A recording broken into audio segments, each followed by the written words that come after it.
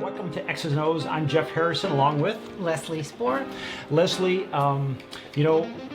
This is getting pretty interesting because you've got some topics to talk about, but you've had a lot of people now checking in on your weekly program. That's right. What kind of questions are they asking, or what kind of engagement are you getting with that? Well, one of the questions we get asked a lot is how much does it cost to start a business? And so I want to talk about that today a little bit about where you need to invest in your business in order to optimize your opportunity for new clients and getting your business off the ground. I like that. Now, before we get started, I just want to ask you a question. In our community, would you say you're pretty well known? Yes. Why is that? Because I was everywhere in the first few years. Yeah. Everywhere. And I think you've talked to us in the past about how important it is to get out and go to meetings and things like that. Yep, 3 days a week. Yep. Yeah. I just bring that up just because we were on some education of the day, and it made me think of you when they talked about why a lot of businesses fail. And I know we talked about this in this sense. Why would you think about me when failing? No, it's from this standpoint is you were always out there at chamber meetings and talking, speaking, and all that kind of stuff. And so you were always creating opportunities for new business. And that was one of the main reasons this particular instructor said, hey, that businesses fail is because they don't have enough customers or leads. And I just wanted to commend you on that. I think that's something you do really well. Thank you. Yeah, it's very important to be out there at least 3 days a week, the first 3 or 4 years, and volunteering in charity work and participating in your chamber and offering to speak at Rotary clubs or women's groups or wherever you can get an audience. The more you speak, the better you get at it. I know it's really scary for a lot of people, but if you are prepared and you have an actual dialogue that you practice, a script, then it gets easier and easier over time. You bet. And often too, just for those of you with a fear of public speaking or thinking, I can't do that, if you open with some kind of an icebreaker and make people laugh, it makes it much easier. And I always do that. So yeah, you're right. You have to get out and get your name out there, and more importantly, your face out there. Get your face out there and let people know you're in business still. I just went to a chamber mixer not that long ago. Would you believe it? Somebody said, "Oh, I didn't even know if you were still in business." Oh my gosh! We're so in business. I don't have time to go to chamber mixers. So it was funny because people do remember whether they've seen you or not. So you do still have to make appearances. Do you recall when it was? And then I will get back into today's subject. But do you recall that tipping point where it was like all of a sudden your phone started ringing because people were calling you instead of you were always prospecting all the time? Yeah, it's been a couple of years now where I found that to be true, and especially this year. It's amazing this year. We've been getting clients every single week. Now here it's July, right? July is our downtime, not our downtime. We're busy in July with the business, but as far as getting new clients, July is a slow period normally. But since April, May, we have been getting clients almost every single week. I think I'm under good luck charm. I am Irish, Yeah, that's no, true. I'm not. Oh, you're not Irish? But you do tell us that almost every week we start the program. It's like we walk in, and today we walked in. There are people everywhere in the house. There's got this thing going on. She said she's been up since 3 o'clock in the morning. I worked till 3 o'clock in the morning, and then I got up at 6. Yeah. So she's working on 3 hours of sleep, and it's like everything's going on. And I was just curious. So you said the last couple of years you felt the tipping point. Yeah, absolutely. Okay. Yeah. So now you've been in business now going on 12 years. Coming up on 12 years. Coming up 12 years. So you really had to stay active and really doing that process of being out in your marketplace for 10 years before that. Wow. Keep that in mind. But keep in mind, okay, I want to give you a caveat to that so you don't feel like that's an overwhelming thing. I started a business for an industry that didn't exist, okay? The industry didn't even exist for the first 3 or 4 years. I was spending most of my time educating people about what I was offering and why they wanted it. So that's a little different than somebody who starts up a hamburger joint or a nail salon or something where people are used to this kind of a service or product, and they're gonna now it's just about letting them know you're there. Right. In my case, I had to educate people about what we did and why they wanted it. So that took a long time. Yeah. And then society changed, and that really helped a lot because now everybody outsources everything. Yeah. Right. So really, when you talk about breaking the ice, I know you were talking about speaking, but when you're breaking the ice, I mean, you you were like in the forest. You were making your own trail. There was nobody to copy. Right. Right. You just made your own. You kind of made your own niche in an industry that didn't exist. That's correct. That's pretty cool. All right. Well, I just not to just say rah rah for Leslie. I just wanted to point that out. Is like a lot of businesses out there. Sometimes, as you said, hey, it's July, and people are saying, wow, it's a slow time. It doesn't have to be. That's right. It does not have to be. I was going to say we're fortunate the same way. As like people tell us, wow, it's a downtime. Are you guys slow? We don't slow down. Ours is year round. We don't either. Yeah. We're year round also. It's funny because the first few years that I was in business, summer was really, because I didn't have a lot of clients, so summer was really slow. So I used to work out of the pool. I haven't been to the pool in years. I don't have time to go to the pool. So, that I think about that every summer, that I used to lay in the pool and answer the phone, and I just can't do that anymore. Jeez. The pitfalls of success. Yeah. Time to hire one more person, Leslie. All right, so let's get into today. So what does it? The question is, or the topic today is, what does it cost to start a business? Yeah, and actually the topic is actually dollars and cents and how to grow your business and where to put your money. Most new business startups have a limited amount of funds. So you want to know where to put that money that will bring you the biggest bang for your buck and get clients faster. Okay. Right? So I wanted to share some things about where to do that. Okay. Now, first of all, you have to keep in mind that wherever you decide to put your money depends on several factors. What type of business you're in, where you're located, who your target customer is. We talk about that almost every week about target customer. You must know who that is. How much funds you have available, right? And how you want your company to be perceived. And that's something that a lot of people never give any thought to, is how do you want your company to be perceived? Give us an example. Like, what do you mean perceived? Okay, well, what I mean is, are you going to present a very professional and corporate appearance? Are you going to present like you're just a mom and pop, and I don't want to say just, you're a mom and pop establishment, that you're a boutique business, that you're more creative than something else? How do you want people to see your company and think about you when they need your services? Okay. All right. So it's like that first impression. First impression. Gotcha. Yeah, I could have said that and we could have saved 2 minutes. That's okay. Now we know exactly where we're supposed to be. I love it. Okay.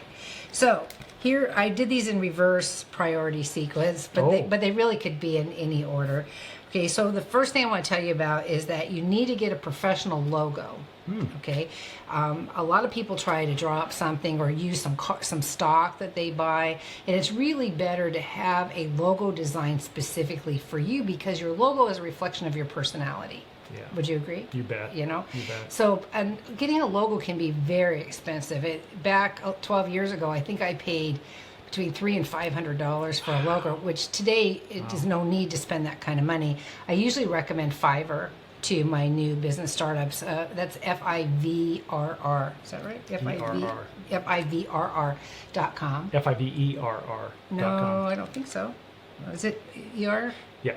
Okay. If you look up Fiverr.com, you'll find it. Okay. Yep. Look up Fiverr.com. But anyway, this is a place you can go in for $5, literally $5. They'll design you a logo and create something that's unique and special to you, which is very important. And you want to know what colors you want for your business. And you should do some research on colors, by the way, before you settle on the logo, because different colors evoke different emotions in people and inspire them to buy or not to buy and to do different things. I picked green for my first company as the primary color. Why would you think? Money. You want to attract money. That's rich. That's a rich color. And prosperity. Yeah. Green is associated with prosperity. So, and then if you look at the logo for Executive Errands, the icon in the middle looks like a 4-leaf clover. So subconsciously, again, you're evoking the feeling of luck and prosperity, and anything's possible, and there's a rainbow, there's a pot of gold at the end of the rainbow and all that kind of stuff. So there is a method to my madness, and there should be one for you as well. So different colors matter, and if you look up colors and marketing, you'll get all kinds of information that will help you decide what colors to put in your business. Okay? So that's important. And when you get your logo, make sure that you get it in multiple formats. Like, what do you mean, multiple formats? Well, you want a high resolution photo or image that you can use for print media. Okay. Right? You want what they call an EPS, which is a Acrobat type of product, Okay. right? An EPS format that's used for online websites and that sort of media. And you want to be able to get something in so you got the JPEG high res and the EPS, and then maybe a PDF of it as well that you can use for print, other print media. So JPEG and PDF can be both used pretty much interchangeably. Okay. But EPS you must have. Gotcha. Or AI. The other one they call is AI. Okay. I think it's an Acrobat image or something. And those two, EPS and AI, are used for website or online media. Okay. Good. Okay? Good. Important. So that's a good place to spend your money. Second, I want you to invest in good quality marketing material. If you want to grow your business, you need to use good quality marketing material. And that means your business card and your brochure, for sure, absolutely have to be representative of who you are as a business, how you want to project yourself, and in keeping with the logo that you selected. Same color scheme, Same color logo, all that. scheme. Okay. Right. I have a tendency to use heavier cardstock because it gives an impression of quality. I tend to use aqueous coatings, which is the shiny coating that you see, because that also gives the impression of quality. And so you have to think about these subliminal marketing pieces that help you grow your business effortlessly, because people don't know they're being influenced by them, but they are. It's like a magazine on a table. You know, and say somebody picks it up. Yeah. Is it a really nice magazine? Right. That's your card. Right. It's funny because, like Trader Joe's, for example, you've seen their flyer. Oh, right? sure. It looks like newspaper. Yeah. Right. And it's flimsy and everything, but they have this country store image that they Yeah. want to project, so they do a newsletter that looks like an almanac. Yeah. Kind of. It does. Right? Yeah. it's Did you ever great. notice that Yeah, before? Absolutely. I love that. So again, you're coming back to how do you want your business perceived? They want to be perceived as the neighborhood corner store. Right. Right? Yeah. And that's how they do it. I love it. Isn't that cool? Okay. Okay. So, and remember too that your brochure and your business card are you when you're not there. So you want to make sure they're nice quality. There are all kinds of online cheap, I shouldn't say cheap, inexpensive alternatives for getting business cards made. And if money is truly an issue, then going that route is not a bad thing. But if you've taken the time to develop your logo, you want to make sure that at least that's on there and that it looks right. If somebody had to make a decision between, let's say, putting there, they had the money to say, Leslie, I can either make a brochure or a flyer, you know, a trifold or something of that nature, or my business card. Which one would you suggest they go to first? If they had to make a decision, one or the other, they couldn't do both. The business card. Business card. Yeah, Okay. because you want to be out doing all this networking, right? And you want to, it needs to represent who you are and have a way for people to contact you, and they're more likely to keep a business card on, handy than they would a brochure. Gotcha. Right? Okay. Good. Would you agree with that? Yep, I would. Okay. Yep, I like it. I like it when he agrees with me. Okay. So you want to also, number 3 is to take advantage of technology. And I don't even believe I have to still talk about this in 2000. And what year is this? 17? 14. Oh, 17. 17. Sorry, 17. Because technology is everywhere around us, but I still run into people that don't have a financial system. They're still doing it manually. Right. With QuickBooks, Quick and Peachtree, there's all kinds of online apps, all kinds of ways to be able to do, even if it's an online checkbook, for crying out loud, at least you have something that's electronic that you can, as your business grows, you can grow into a more professional system, something that is that you can hand over to your accountant at the end of the year, because keeping your business separate from your personal is critical, and you need to be able to account for all your expenses, and you want to make sure you get them all, right? Because that's part of the benefit of being in business for yourself is to be all those write-offs, right? So you need to invest in technology. Likewise, you want to look at calendar apps. All our phones have calendars on them, but that may not be enough, may not be robust enough for whatever you're trying to do. A lot of this depends on the kind of company that you're in, so we want to take a look at that as well. If you have, we offer a software for data collection for people who charge time. So, you want to find the appropriate technology for your business. It sounds to me like you want them to take advantage of the technology because it allows you to scale. Like as an example, if I keep things in a shoebox, or I write things down, I probably can't scale that because I'm the only one that knows that, right? Right. But if it's an electronic data collection, or I have something that's collecting my, name and email and phone number of my clients, and that's electronically done, it works without me, right? Well, you want to, yes, correct. And you want to lay the foundation for your business of where it's going to be 5 years from now, and you want to optimize your time. Remember, you're the only one doing anything in your business when you first start, usually. It's just one person. Right. So you want to find ways to be efficient right from the get-go. You don't want to get so buried and overwhelmed that you can't, which is, by the way, the topic, last week's topic, we talked about being overwhelmed. 2 weeks ago. Was it 2 weeks ago? Yeah. Yeah, I don't remember. I see it 2 hours of sleep. I'm not sure. But anyway, you can get into a state of overwhelm, and if you get there and you're a new business owner, it can kill your business, right? Because you just feel like you're drowning and you want to give up. Okay, so if you find yourself in a state of overwhelm and you're you're a new business owner, then there's a very high probability that you're going to throw in the towel pretty easily. So you don't want to spend this money and then get into a state of overwhelm because you skimped on technology. There's no reason for it in this day and age. Yeah. Right? So many things out there, as you say, either are very little money or it's practically free. Right. Or it's free. Yeah, and even if it costs you a little bit, right? I'm gonna pimp my own software for a minute, but in my software case, most of the people that do what we do in the other business spend about 20 hours a week doing data collection, right? That's a lot. It's a lot. With my software, it cuts it down to 1 or 2 hours. Wow. And it costs them $99 a month.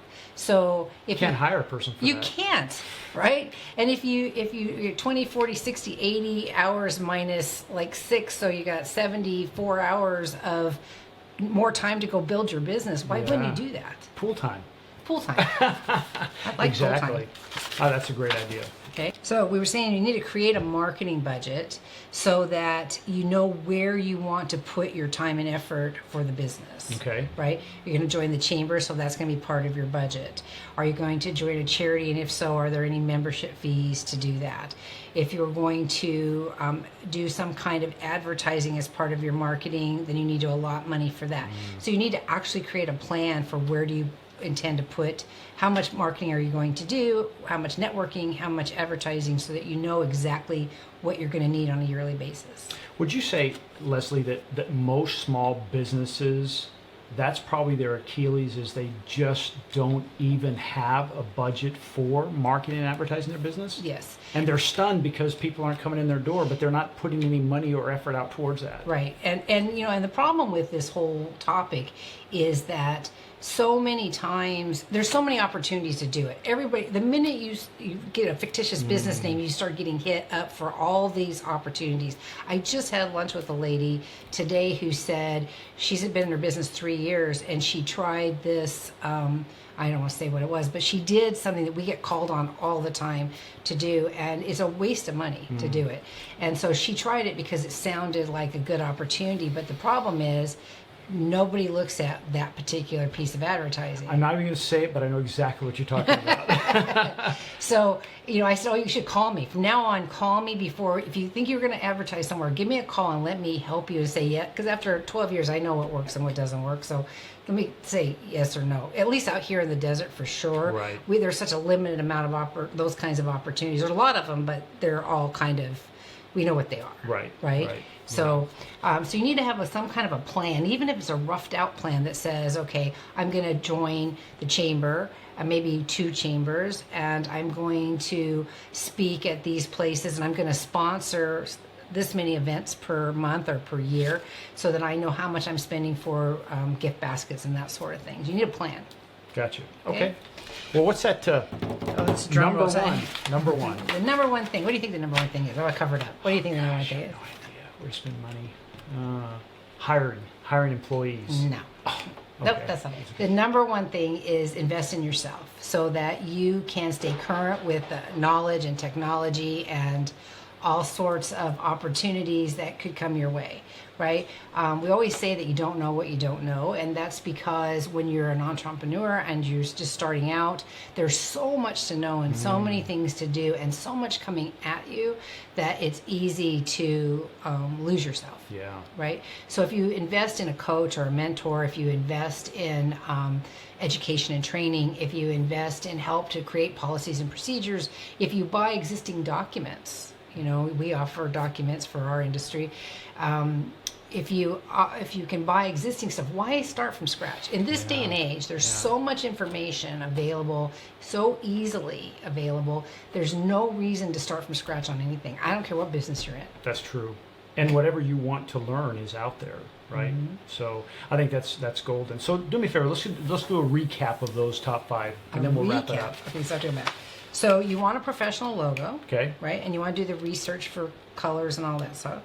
You want to invest in good quality marketing collateral so that you have professional looking business cards and brochures. Okay. You want to take advantage of technology because you want to lay that foundation going forward so that you're not putting yourself into a state of overwhelm unnecessarily. Yep. Okay.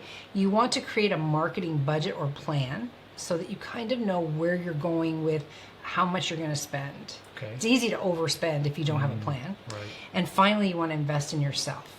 Okay. And by that, I mean education and training and looking for opportunities to take other people's knowledge and modify it for yourself. It seems like the two things that again, I feel like with people that I meet, they're in small business, that they lack. One is they don't budget. So they have no idea if they can afford it, should they spend it. And the second is they don't invest in themselves. Right. You can always tell people that have those two things in place because there's always this sounding board. And I know you get it because you're that person that people will come to, and it's like you're not in the storm. Right. You're kind of in the eye of the storm where it's nice and calm, and they come to you and they're frantic, and you say, okay, let's look at this again, and you calm them down. And then they go fight a better fight. Well, and you want to keep your passion up and your enthusiasm up, and having somebody that you can talk to who has walked in your shoes, who's objective, who can look at your issues or complaints or overwhelm and say, here's a path out of that. Is a big help. You bet. You need somebody that you can talk to that's not family, that's not friends, that's not, has some other agenda. That you want them to be objective and genuinely want to help you. Would that be something, and then we're gonna wrap it up, but would that be something that when they do their budgeting, would that be in that budget of, hey, how much am I gonna set aside for business self-improvement, education? Absolutely. Okay. Having a mentor or a coach is like every successful business person in the world has a mentor or a coach. You check with Bill Gates or Warren Buffett or anybody that's successful, they all have somebody that they talk to and go to, and because you're working in a vacuum and you need that objective vision. That's great. Right. Well, if you're looking for that kind of help and you need to get out of that vacuum, look on the screen now and you'll see the information on how to contact Leslie, and it's info@conciergebusiness.com, and then you can Concierge Business Solutions. conciergebusinesssolutions.com, excuse me. So let's see. So if you're looking for that kind of help and you need someone to help you get out of that vacuum and get that sense of calm and refocus, on the screen now is Leslie's contact information. And also, Leslie, you have some great educational information on there. So go check out our website. That's conciergebusinesssolutions.com. Correct. And again, that's on the screen. And go check out, it's in the education, It's under education and training. Under education There's a and training? drop down for that, Yeah. And you have those all sorted out by topic, and it's amazing education. So check that out. Leslie, anything else before we wrap up for today? I think that's enough for today. Well, Leslie, thank you for another great episode of X's and O's. I'm Jeff Harrison. I'm Leslie Spoor. We'll see you next Wednesday at 3 o'clock.